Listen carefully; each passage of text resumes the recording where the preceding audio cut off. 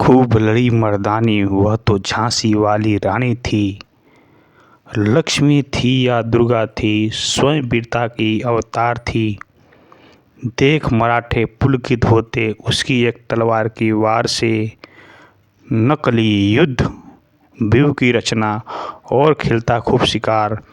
सैन्य घेरना दुर्ग की तोड़ना ये था उसके प्रिय खिलवाड़। महाराष्ट्र की कुल देवी उसकी ये अवराधी भवानी थी। खूब लड़ी मर्दानी वह तो झांसी वाली रानी थी। नमस्कार दोस्तों, आज हम बात करेंगे रानी लक्ष्मीबाई। रानी लक्ष्मीबाई का जन्म 19 नवंबर 1828 और मृत्यु उनका 18 जून 1858 मराठा शासित झांसी राज्य और रानी 1857 की राज्य क्रांति की द्वितीय शहीद वीरांगना थी। उन्होंने सिर्फ 29 वर्ष की उम्र में अंग्रेज साम्राज्य की सेना से युद्ध किया और रणभूमि में वीरगति की प्राप्त हुई। आज हम इनके विषय में बात करेंगे। झांसी की रानी लक्ष्मीबाई थी। रानी लक्ष्मीबाई भारत के पहले स्वतंत्र संग्राम के समय में बहादुर वीरांगना थी। झांसी की रानी ने आखिरी दम तक अंग्रेजों के साथ लड़ाई की। इनकी वीरता की कहानी आज भी प्रचलित है। मरने के बाद भी झांसी की रानी अंग्रेजों का हाथ नहीं आई थी। रानी लक्ष्मीबाई अपनी मातृभूमि के लिए जान न्यौछावर करने वाली थी। मैं अपनी झांसी नहीं दूंगी, इनका यह वाक्य बचपन से लेकर अभी तक हमारे साथ है। यहाँ झांसी की रानी की कहानी के बारे में विस्तार से बताया जा रहा है।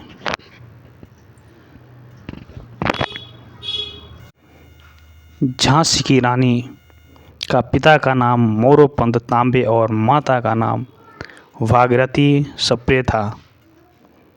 इनके पति का नाम नरेश महाराज गंगाधर राव नायलर और बच्चे का नाम दामोदर राव आनंद राव था। झांसी की रानी के नाम उनके माता पिता एवं मणिका कर्णिका रखा था, लेकिन शादी के बाद उनका नाम रानी लक्ष्मीबाई हो गया। उनके बचपन का नाम मनु भी था। रानी लक्ष्मीबाई का असली नाम मणिकर्णिका था। बचपन से उन्हें प्यार से मनु कहा करते थे। उनका जन्म बनारसी में 19 नवंबर 1828 मराठी परिवार में हुआ था। वह देशभक्ति, बहादुरी, सम्मान का प्रतीक है। इनके पिता मोरोपंत तांबे मराठा बाजीराव की सेना में थे और उनकी माता विदुषी महिला थी। छोटी उम्र में ही रानी लक्ष्मीबाई ने अपने माता पिता को खो दिया। उसके बाद उनके पिता ने उसका पालन पोषण किया। बचपन से ही उनके पिता ने रानी लक्ष्मीबाई का हाथियों और घोड़ों की सवारी और हथियारों का उपयोग करने का सिखाया करते थे।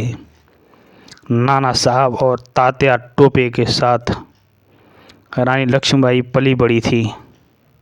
झांसी के किले की नींव आज से करीबन कई सौ साल पहले 1602 में ओरछा नरेश वीर सिंह द्विवेदी के द्वारा लिखी गई है। ओरछा मध्य प्रदेश में एक कस्बा है।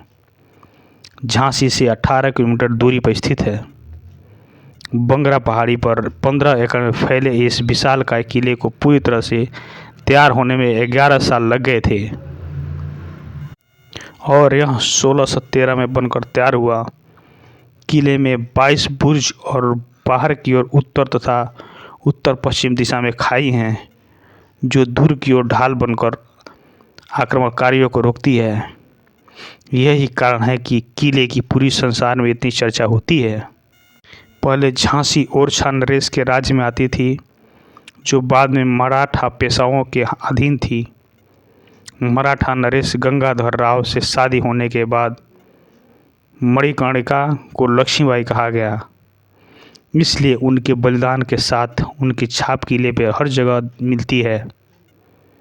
रानी लक्ष्मीबाई का विवाह झांसी के महाराज राजा गंगाधर राव के साथ हुआ। विवाह के बाद मणिकर्णिका का नाम बदलकर रानी लक्ष्मीबाई हो गया। फिर वह झांसी की रानी के नाम से प्रसिद्ध हुई। 1851 में उनके बेटे का जन्म हुआ, परंतु वह 4 महीने बाद उसकी मृत्यु हो गई। कुछ समय बाद झांसी के महाराजा ने दत्तक आनंदराव को पुत्र दिया। महल और मंदिर के बीच जाते समय रानी लक्ष्मीबाई के घोड़े पर सवार होकर जाती थी और फिर कभी पलकी द्वारा जाती थी। सारंगी, पवन और बादल उनके घोड़े के सामने थे।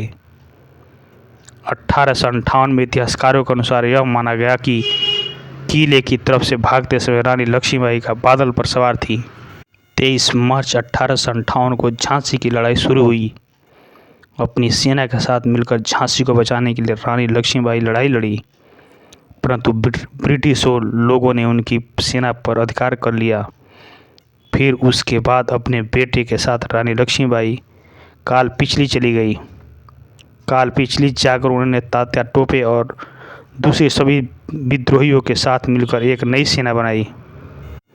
उस दौर में अंग्रेज़ हुकूमत ने राजाओं को अपने बच्चे को गोद लेने की प्रथा खिलाफ सख्त रूप अपना लिया था।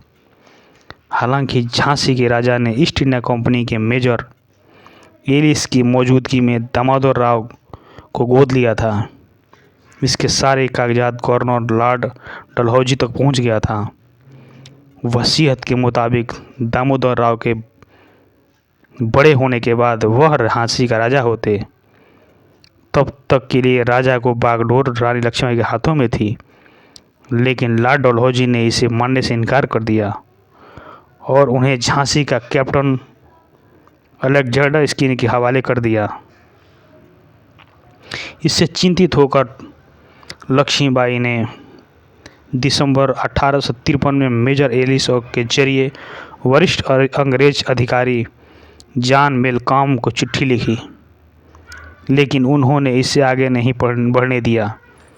इसके बाद मार्च 1854 में अंग्रेजी शासन में लक्ष्मीबाई की किला छोड़कर दूसरी महल में रहने का फरमान सुनाया। उनके बाद गुजारे हर 5,000 रुपये महीने के पेंशन बाद दिया, लेकिन लक्ष्मीबाई को यह स्वीकार नहीं था और अपने राज्य की आत्मसम्मान की रक्षा के लिए उन्होंने अपने सेना के साथ साथ आम लोगों का भी विद्रोह के लिए तैयार करना शुरू कर दिया। इसमें महिला और पुरुष दोनों तैयार थे। अब तक दामोदर राव की उम्र 7 वर्ष हो चुकी थी। इसी को देखते हुए रानी लक्ष्मीबाई उनका उपनयन संस्कार करवाने की फैसला किया। इस समारोह में उन्होंने भविष्य की योजना बनाने के लिए नाना साहेब, दिल्ली के सुल्तान बहादुर शाह जफर जैसे कई शासकों को बुलवा भेजा। दौरान हिंदू और मुसलमानों के सैनिकों के बीच एकता को लेकर बड़ी बड़ी चर्चा हुई। बताया जाता है कि फरवरी 1857 में तात्या टोपे ने रानी लक्ष्मीबाई को चोरी छिपे एक चिट्ठी दिया, जिसमें उन्होंने विद्रोह की अपील की। लक्ष्मीबाई को बगावत के लिए सही समय का इंतजार था और इसके लिए 31 मार्च 1857 के दिन तय किया गया। इससे कुछ दिन पहले ही मंगल पांडे की अनुयायी आई थी। कोलकाता के पास बैरकपुर में एक अंग्रेज अधिकारी पर गोली चलाते हुए विद्रोही पर आगाज कर दिया। इस तरह समय से पहले ही अंग्रेजों के खिलाफ बगावत शुरू हो गई। बाग ये तक रानी लक्ष्मीबाई के पास मदद मांगने के लिए पहुंचे तो उन्होंने 3 लाख रुपए की मदद की। अंग्रेजों ने अब उनके सवाल किए तो उन्हें चतुराई से कह दिया कि यह धन अपने नगर लोगों के साथ ही किले में मौजूद ब्रिटिश औरतों के बच्चों को बचाने के लिए दिया गया था। बागियों के खौफ से अंग्रेज झांसी छोड़कर भाग खड़े हुए और बागडोर फिर रानी लक्ष्मीबाई के हाथों में आ गया। लेकिन तभी झांसी करीब 30 किलोमीटर दूर मराठा सेना नायक सदाशिवराव ने कथुरा पर कब्जा कर लिया और ऐलान कर दिया कि आसपास हर गांव को उसके अधीन हो गया। इससे झांसी में बगावत का खतरा मंडराने लगा, लेकिन रानी लक्ष्मीबाई कथुरा किले को आज़ाद करा दिया। लेकिन सदाशिव ने कुछ समय बाद रानी लक्ष्मीबाई पे फिर से हमला कर दिया और उन्हें बंदी बना लिया। लक्ष्मीबाई इससे उबरने के साथ साथ खान पान की अगुवाई में पड़ोसी राज्य छोड़ने की इच्छा से झांसी पर हमला कर दिया, लेकिन लक्ष्मीबाई ने अपने घायल सिपाहियों के दम पर ही उन्हें खदेड़ दिया। इस लड़ाई ने झांसी को भले ही कमज़ोर बनाया, लेकिन लक्ष्मीबाई युद्ध कौशल की चर्चा हर तरफ हो रही थी। जनवरी 1858 में हैम्पटन की अगुवाई में अंग्रेज़ों ने झांसी पर चढ़ाई करने का फैसला किया। अंग्रेज़ों का मानना कि भली लक्ष्मीबाई उनके खिलाफ कोई युद्ध नहीं छेड़ा, लेकिन इरादे ठीक नहीं थे। उन्होंने अपने हथियार को तैयार किया और अपने कुछ विद्रोहियों को शरण दी। इसके बाद फरवरी में अंग्रेजी हुकूमत लक्ष्मीबाई की एक चिट्ठी लिखी। इससे स्पष्ट जवाब मांगा गया। लक्ष्मीबाई को एहसास था कि अंग्रेज़ों का सामना करने के लिए आसान नहीं है, लेकिन वो और सहयोगी झुकना नहीं चाहते। साथ ही समझौते का नतीजा था कि अंग्रेज के शरण में आए सभी बागियों की हत्या कर देते। इसलिए उन्होंने अंग्रेज़ों के खिलाफ युद्ध का ऐलान कर दिया। इसके बावजूद अंग्रेज़ों ने लक्ष्मीबाई को आत्मसमर्पण करने का एक मौका दिया, लेकिन लक्ष्मीबाई को यह मंजूर नहीं था और उन्होंने भी इसे ठुकरा दिया। आखिर मार्च 1858 में अंग्रेज़ों ने झांसी पर धावा बोल दिया। कुछ ही दिनों में अंग्रेज़ों के किले पर भेद डाला। तभी लक्ष्मीबाई को तात्या टोपे का साथ मिला और वह अपने 20,000 से अधिक सैनिकों के साथ झांसी पर पहुंच गए। वे अंग्रेज़ों को कुछ दिन तक रोकने में सफल हुए, लेकिन अंग्रेज़ों ने झांसी में प्रवेश कर लिया था। अपनी लड़ाई के कमज़ोर होता देखकर रानी लक्ष्मीबाई अंतिम उम्मीद तक दामोदर राव की चिंता सताने लगी और उन्होंने दामोदर को अपने पीठ पर बांधा और एक छोटी सी सेना के साथ कालपी की ओर रवाना हो गई, जहां उन्होंने नाना साहब पेशवा, राव साहब और तात्या टोपे के जैसे बागियों से मुलाकात की। वह 30 मई को ग्वालियर के राजा जियाजी राव सिंधिया के पास पहुंची। वैसे तो जियाजी राव अंग्रेज़ों के पक्ष थे, लेकिन इस बार उनकी सेना लक्ष्मीबाई का साथ दिया। यह बात जब अंग्रेज़ों को पता चली तो वह ग्वालियर पहुंचे, लेकिन लक्ष्मीबाई ने हथियार नहीं डाला और अंग्रेज़ों ने